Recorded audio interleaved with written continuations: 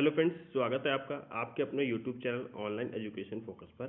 दोस्तों, आज की वीडियो में हम देखेंगे 4 मार्च 2025 संबंधित जितने भी करंट अफेयर क्वेश्चन बन सकते हैं सबको इस वीडियो में कवर करेंगे। तो चलिए शुरू करते हैं आज का वीडियो अच्छी लगे तो वीडियो को लाइक करिएगा, शेयर करिएगा, चैनल को सब्सक्राइब करिएगा, बेल आइकन को प्रेस करिएगा। देखिए, फर्स्ट क्वेश्चन है, नासा के लूनर ट्रेलब्लेजर मिशन का मुख्य उद्देश्य क्या है? ए, मंगल ग्रह की सतह का अध्ययन करना। बी, चंद्रमा पर जल संसाधनों को मैप करना। सी, सूर्य की गतिविधियों को ट्रैक करना। डी, बृहस्पति के चंद्रमाओं का अन्वेषण करना। राइट आंसर है ऑप्शन बी, चंद्रमा पर जल संसाधनों को मैप करना। देखिए, नासा का लूनर ट्रेलब्लेजर एक छोटा उपग्रह है जिसे चंद्रमा पर जल संसाधनों को मैप करने के लिए विकसित किया गया है। इसे 26 फरवरी को स्पेस एक्स फाल्कन 9 रॉकेट के जरिए प्रक्षेपित किया गया। यह मिशन चंद्रमा के ठंडे छायादार क्षेत्रों में जल की उपस्थिति, स्वरूप और वितरण की जांच करेगा। उच्च रिवोल्यूशन जल मानचित्र प्रदान करके यह भविष्य में मानव और रोबोटिक अन्वेषण को सहायता देगा, जिससे चंद्र संसाधनों के सतत उपयोग और अंतरिक्ष यात्रा के भविष्य को नई दिशा मिलेगी।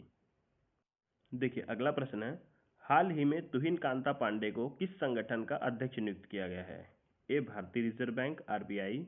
बी, भारतीय प्रतिभूति और विनिमय बोर्ड सेबी। सी, भारतीय जीवन बीमा निगम एलआईसी।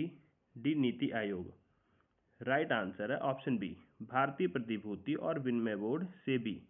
देखिए, भारत के वित्त सचिव तुहिन कांता पांडे को भारतीय प्रतिभूति और विनिमय बोर्ड सेबी का 11वां अध्यक्ष नियुक्त किया गया है। उनका कार्यकाल 3 वर्षों के लिए होगा।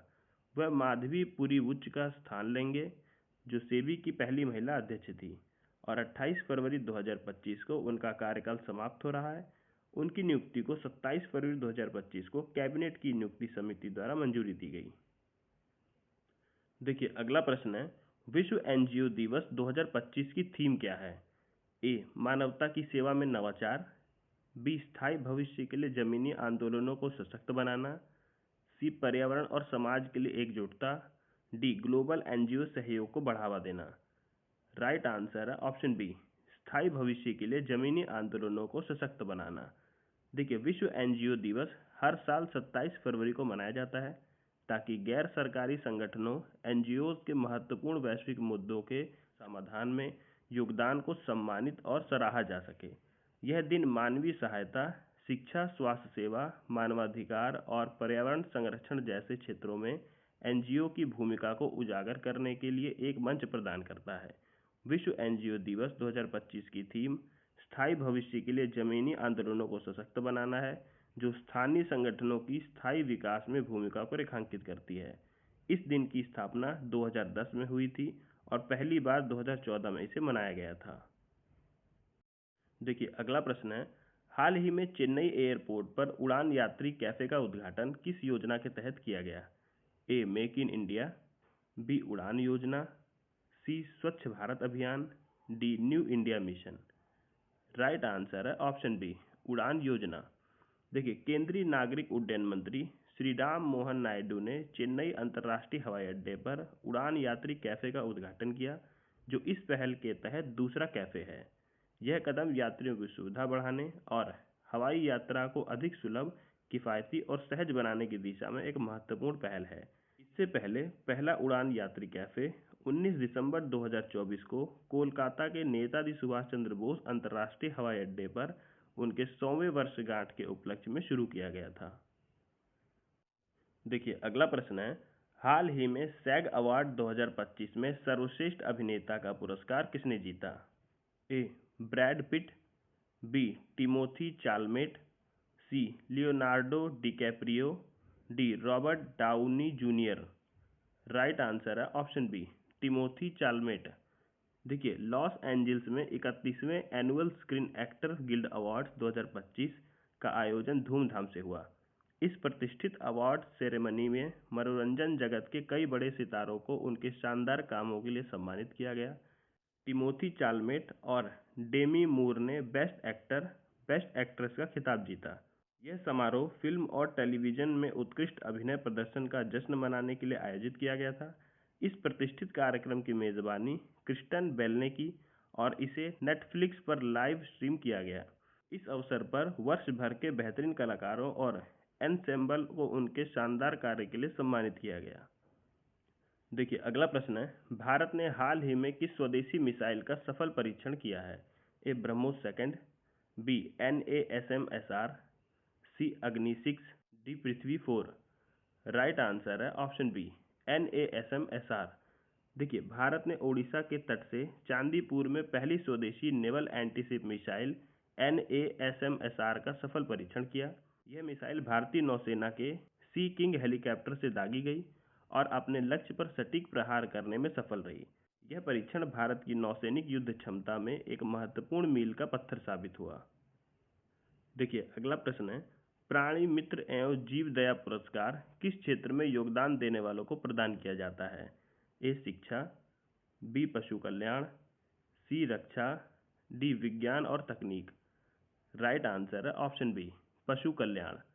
देखिए भारतीय पशु कल्याण बोर्ड, जो पशुपालन और डेयरी विभाग के अंतर्गत एक वैधानिक निकाय है, ने 27 फरवरी 2025 को विज्ञान भवन नई दिल्ली में प्राणी मित्र एवं जीव दया पुरस्कार समारोह का आयोजन किया।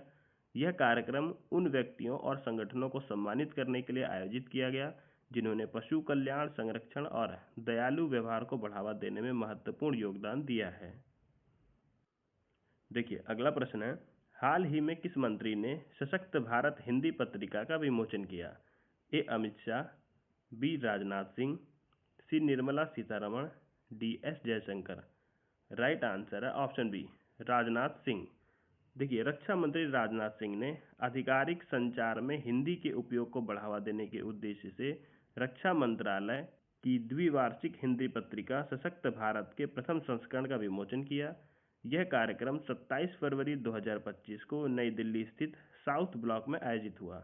यह पत्रिका रक्षा मंत्रालय के राजभाषा विभाग की पहल है, जिसका उद्देश्य सशस्त्र बलों के सैनिकों की देशभक्ति, शौर्य और बलिदान को उजागर करना तथा सरकारी नीतियों को हिंदी में प्रस्तुत करना है। देखिए अगला प्रश्न है, भारत सरकार द्वारा लॉन्च किए गए आधार सुशासन पोर्टल का उद्देश्य क्या है? ए आधार प्रमाणीकरण प्रक्रिया को सरल बनाना, बी आधार कार्ड नवीनीकरण करना, सी सभी सरकारी स्कूलों को एक पोर्टल पर लाना, डी डिजिटल भुगतान को बढ़ावा देना। राइट आंसर है ऑप्शन ए आधार प्रमाणीकरण प्रक्रिया को सरल बनाना। देखिए भारत सरकार द्वारा डिजिटल शासन और सार्वजनिक सेवा की पहुंच को सुलभ बनाने की दिशा में एक महत्वपूर्ण कदम उठाते हुए इलेक्ट्रॉनिक्स और सूचना प्रौद्योगिकी मंत्रालय ने आधार गुड गवर्नेंस पोर्टल लॉन्च किया है। इस पहल का उद्देश्य आधार प्रमाणीकरण अनुरोधों की अनुमोदन प्रक्रिया को सरल बनाना और सार्वजनिक व निजी क्षेत्र की विभिन्न सेवाओं तक नागरिकों की पहुंच को आसान बनाना है। यह कदम सरकार की आधार को अधिक उपयोगकर्ता मित्रतापूर्ण बनाने की दृष्टि के अनुरूप है, जिससे नागरिकों के लिए जीवन को सरल बनाने और आवश्यक सेवाओं की उपलब्धता को बेहतर बनाने में मदद मिलेगी। देखिए अगला प्रश्न है, हाल ही में किसे SBI लाइफ का डिप्टी CEO नियुक्त किया गया है? A Dora Babu Dabarti, B Sanjeev Mehra, C Deepak Gupta, D Arun Tiwari. Right answer है ऑप्शन ए दोरा बाबू दबर्ती।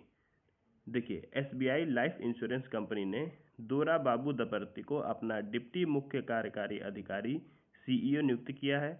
यह नियुक्ति 24 फरवरी 2025 से प्रभावी होगी। नामांकन और पारिश्रमिक समिति की सिफारिशों पर यह निर्णय लिया गया, जिससे कंपनी को एक अनुभवी नेतृत्वकर्ता मिलेगा। दबर्ती के पास वित्तीय क्षेत्र में 29 से अधिक वर्षों का अनुभव है और उन्होंने भारतीय स्टेट बैंक SBI में विभिन्न महत्वपूर्ण नेतृत्वकारी भूमिकाएं निभाई हैं, जिसमें SBI मालदीव्स के CEO का पद भी शामिल है। तो फ्रेंड्स, यहाँ पे हमने 4 मार्च 2025 संबंधित जितने भी करंट अफेयर क्वेश्चन बन सकते थे सबको देख लिया।